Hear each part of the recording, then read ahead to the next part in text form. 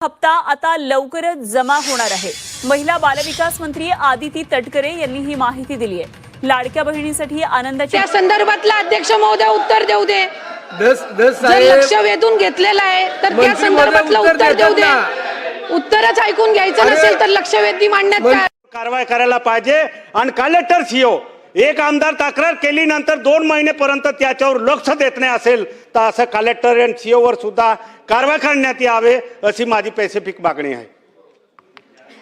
अध्यक्ष महोदय, सन्मान्य सदस्य महोदयांनी जी या ठिकाणी शासनाचं आणि विभागाचं लक्ष वेधून घेण्याच्या दृष्टिकोनातून ही लक्षवेधी मांडलेली आहे।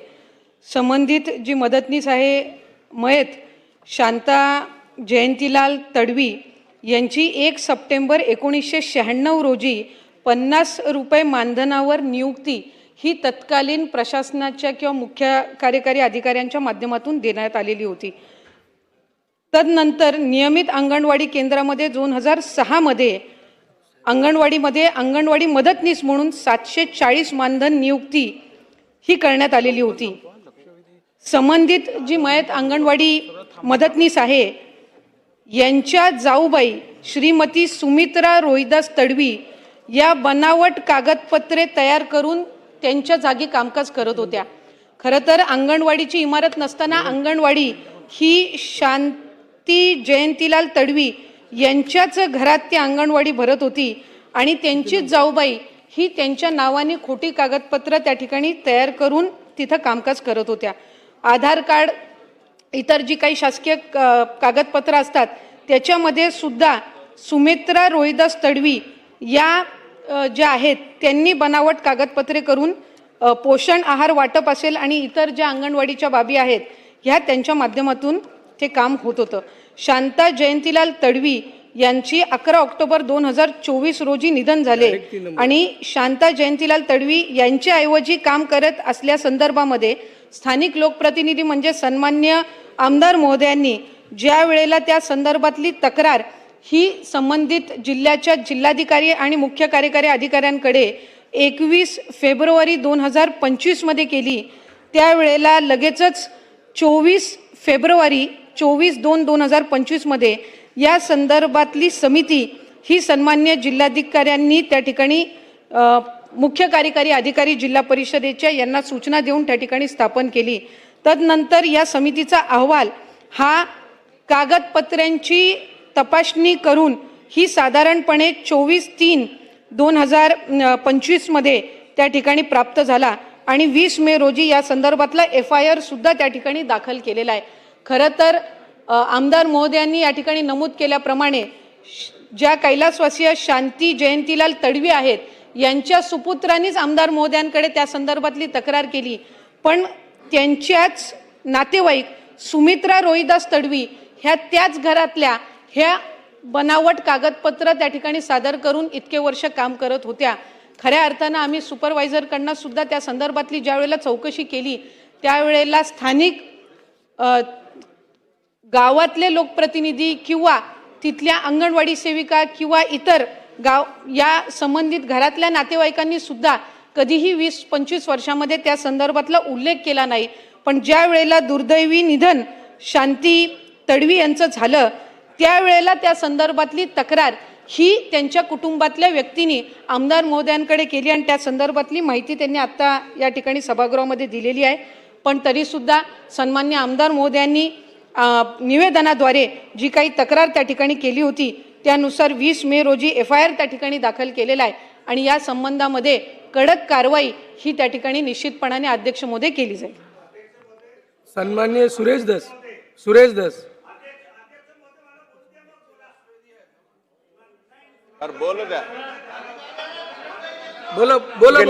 बोला।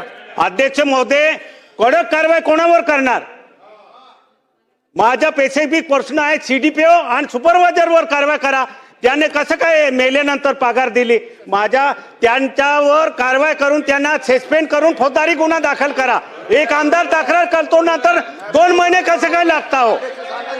अध्यक्ष महोदय, त्यांना सस्पेंड करून त्यांच्यावर फौजदारी गुन्हा दाखल करण्यात यावे सुपरवायझरवर CDPOवर। मी आपल्या अनुमतीने पुन्हा एकदा सन्मान्य सदस्य महोदयांना या ठिकाणी माहिती देऊ इच्छिते की 21 फेब्रुवारी 2025 मध्ये या संदर्भातलं पत्र त्यांनी जिल्हाधिकारी महोदयांना त्या ठिकाणी दिलं आणि 24 फेब्रुवारी म्हणजे 2-3 दिवसाच्या आतच त्या संदर्भातली समिती ही त्या ठिकाणी सादर केली।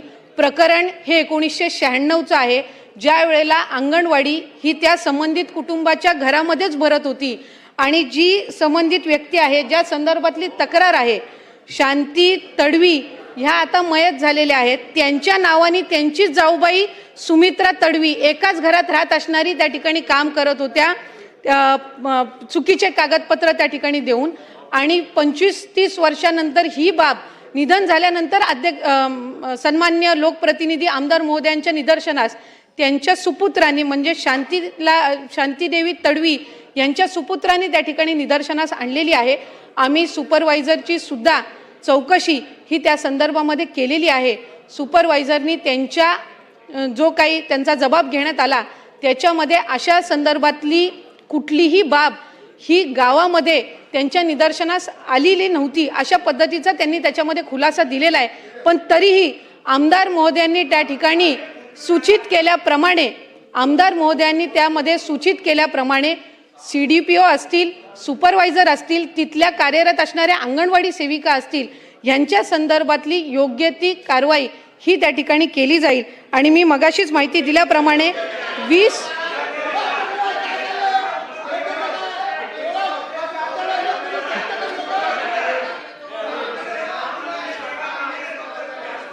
सन्मान्य अध्यक्ष महोदय, मला पुन्हा एकदा सभागृहातल्या सदस्यांच्या निदर्शनास आणून द्यायचंय की या बाबीमध्ये एकाच कुटुंबातल्या शांती तडवी या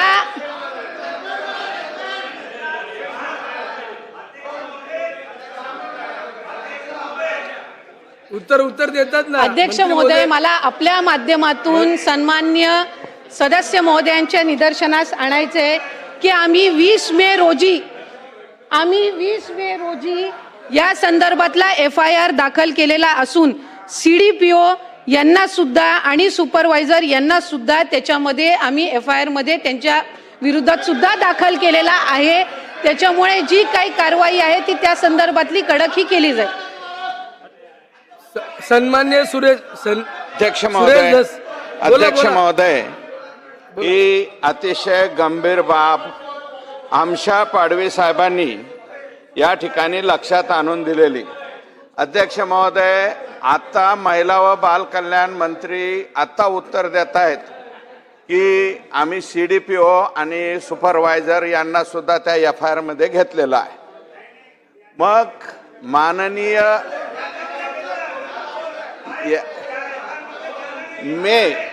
फेब्रुवारी महिन्यामध्ये विधानसभा सदस्य यांनी तक्रार केलेली आहे, त्याच्यावरती FIR मे महिन्यामध्ये होतो।